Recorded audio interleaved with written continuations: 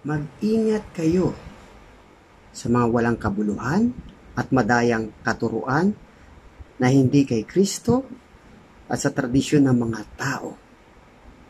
Please, paki-subscribe naman po ng aking YouTube channel, Happy Man Forever, mga kapatid ko.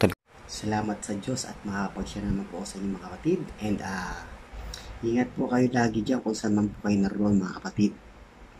Sa ngalang Ama ng Anak ng Diyos Espiritu Santo. Amen. Mga kapatid, may share naman po sa inyo mga kapatid. Mga taga Colosas 2:8. Mag-ingat kayo upang hindi kayo mabihag ni naman sa pamagitan ng walang kabuluhan na madayang katuruan na hindi kay Kristo nagmula, kundi sa mga tradisyon ng mga tao at sa mga alituntunin ng mundong ito. So, mga kapatid, napakalinaw po yung binasa ko po dito sa Colosas 2:8 na kung saan yung mga tradisyon na mga ito ay mga gawa-gawa lang ng mga tao, yung mga ano ba yung mga tradisyon na ito. Siyempre, kasama po dito yung mga kung ano yung mga pinaniniwalaan na natin na mga dinala pa natin ngayon, na yung sa mga ninuno pa natin. Like yung mga, ano pa ito, yung mga like yung mga pamahiin na yan, like for example, itong darating na Pasko, at New Year. Ano po ba yung meron na mga pamahiin dyan sa Pasko at New Year? Ito po yung mag-ano ka ng 12 prutas, mag-ipon ka ng 12 prutas. And ano pa ba? Yung maglagay ng mga sa New Year, tumalon-talon para tumangkad. Ano pa ba yung mga pamahiin na to, ng mga tradisyon na dala pa natin hanggang ngayon na dapat iwasan na? Kasi sa ating mga Katoliko, kailangan po zero pamahiin po tayo, mga kapatid. Ano pa yung naglalagay ng mga bigas na may pera? Ano pa ba? Yung mga please, iwasan po natin yan mga kapatid, At yan po ay hindi po yan turo, sa ating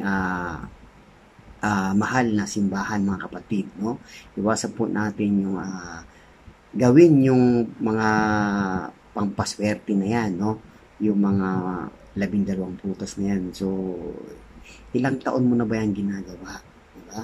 Instead, ano ba nangyari sa buhay mo? Wala pa rin. Instead na maniwala ka sa mga pampaswerte na yan, patuloy po tayo magtiwala at magdasal sa ating mahal na Panginoong Jesucristo at sa ating Diyos Ama. Amen? So, wag po tayo maniwala sa mga pampaswerte na yan. Okay? Siyempre, sa aral po natin sa Katoliko ay dapat wala po tayong mga pamahiin, mga pampaswerte, mga tradisyon na yan. And ano pa ba? Ito yung mga pamahiin din sa mga mga patay-patay. So bawal din po 'yan. Wag po natin gawin 'yan. Yung mga pamahiin yan sa mga patay. Yung magwalis, bawal daw magwalis, bawal daw maligo, bawal daw mag-thank you, bawal daw hatid. So iwasan po natin 'yan. Wag po natin ugaliin na ipagpatuloy yung mga pamahiin yan, mga kapatid. And ano pa ba? Yung maglagay ng tawag dito, maglagay ng pagkain sa altar, Wala naman na dito yung yung patay na sa purgatorio na yan mga kapatid. So instead na maglagay po tayo ng pagkain sa altar, gawin po natin tayo po ay magdasal, mag-alay po tayo ng dasal, mag-alay po tayo ng pagsimba, mag-alay po tayo ng patuloy na pagdarasal sa mga patay natin, kasi yun po ang kailangan nila, para sila po ay maligtas doon sa tinatawag na purgatorio, para sa ganun mapunta po sila sa langit at mapatawad po sila ng ating mahal na Diyos. Amen? So, ano pa ba? Marami po mga pamahiin, mga tabi-tabi po. So, yung mga tradisyon na yan, no? Tanggalin po natin yan. Iwasan po natin yan. Instead na magtabi-tabi po ka, ang gawin po natin, no, mga kapatid, ay tayo ay magdasal na kung saan ilayo po tayo sa mga bad spirit. Kasi pag once na ginagawa po natin, patuloy po natin ginagawa yung mga tradisyon, mga pamahiin na yan, inaalaw lang po natin yung bad spirit, no? Tingnan nyo po, pag once na nagtatabi-tabi po, ang nangyari, may nangyayari pa. Katulad na lang po yung sa kapitbahay namin sa Valenzuela dati. Nagtabi-tabi po siya nung madaling araw kasi yung inilamos niya po kasi yung yung yelo sa mukha niya, no? Pag madaling araw, ano nangyari sa kanya? So nagkaroon po siya ng mga parang kasing laki ng ng duhat. Buro ganun.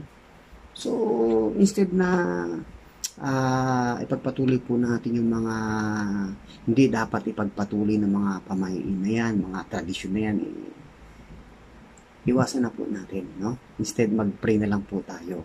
And, syempre, wala pong ibang dapat natin lapitan kundi yung mahal natin Diyos. At wala na po mas powerful dyan. Amen? So, iwasan na po natin lahat ng mga pamahiin na yan, kung ano man po yung mga pamahiin na yan. Amen?